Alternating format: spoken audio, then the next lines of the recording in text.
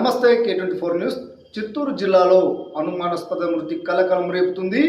పూతలపట్టు నియోజకవర్గం తవనపల్లి మండలం మోదలపల్లి గ్రామానికి చెందిన లవకుమార్ అనే యువకుడు చెరువులో మృతదేహంగా కనిపించాడు. స్థానికులు గమనించి వెంటనే పోలీసులకు సమాచారం అందించగా ఘటనా స్థలానికి చేరుకున్న పోలీసులు దర్యాప్తు ప్రారంభించారు. ప్రాథమికంగా గొంతు కోసి హత్య చేసినట్లు అనుమానాలు వ్యక్తమవుతున్నాయి. మృతుడు అమర్ రాజా ఫ్యాక్టరీలో పనిచేస్తున్నట్టు గుర్తించారు.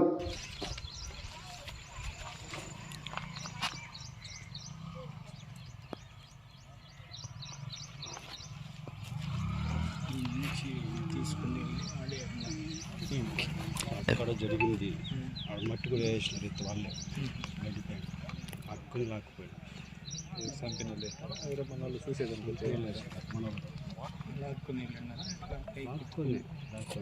రోడ్డు ఉంది చెప్పులు కూడా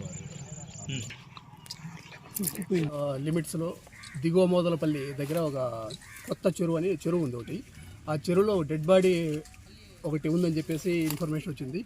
ఆ ఇన్ఫర్మేషన్ మీద ఆ డెడ్ బాడీని బయట తీస్తే అది తాగిర్ లవకుమార్ 23 years ఉంటాయి. వాళ్ళ నాన్న పేరు భాస్కరయ్య. ఇతను అమర్రాజా ఫ్యాక్టరీలో వర్క్ చేస్తున్నాడు. అతను లవకుమార్గా ఐడెంటిఫై చేసినాము. అతన్ని గుర్తు తెలియని వ్యక్తులు గొంతు దగ్గర గొంతు కోసి హత్య చేసినట్లు ప్రస్తుతం అయితే మనకు కనబడుతుంది. అది ఎవరు చేశారనేది ప్రజెంట్ అయితే మనకు అనవాళ్ళు ఏవైతే ప్రజెంట్ లేవు. దీని మీద ఫోరెన్సిక్ సైన్స్ టీం వచ్చింది తిరుపతి నుంచి, చిత్తూరు నుంచి క్లూస్ టీం వచ్చింది. ఫింగర్ ప్రింట్స్ అన్నీ తీసినాము.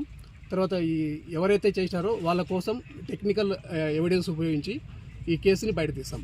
నాకు తెలిసి ఇది జరిగినచ్చు 1వ తారీఖు రాత్రి 9 తర్వాత అతని ఇంట్లో నుంచి బయటకు వచ్చినాడు. జస్ట్ ఇక్కడి నుంచి సీన్ ఆఫ్ క్రైమ్ నుంచి వాళ్ళ ఇల్లు జస్ట్ అంతా 200-300 మీటర్లు ఉంటుంది అంతే ఇల్లు కూడా.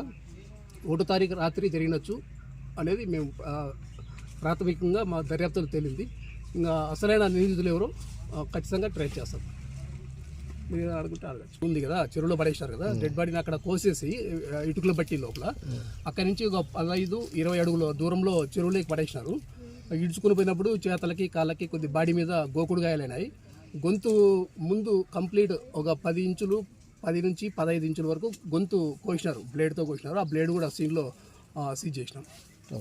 దీని మీద మర్డర్ కేసు కట్టాం. తవనపల్లి పోలీస్ స్టేషన్లో ఇన్వెస్టిగేషన్ చేస్తున్నాం. అట్లా ఇతనిది మోటార్ సైకిల్ వచ్చి కాణిపాకం దగ్గర ఒక పెట్రోల్ బంక్ దగ్గర ప్రజెంట్ అయితే ఐడెంటిఫై చేసినాము.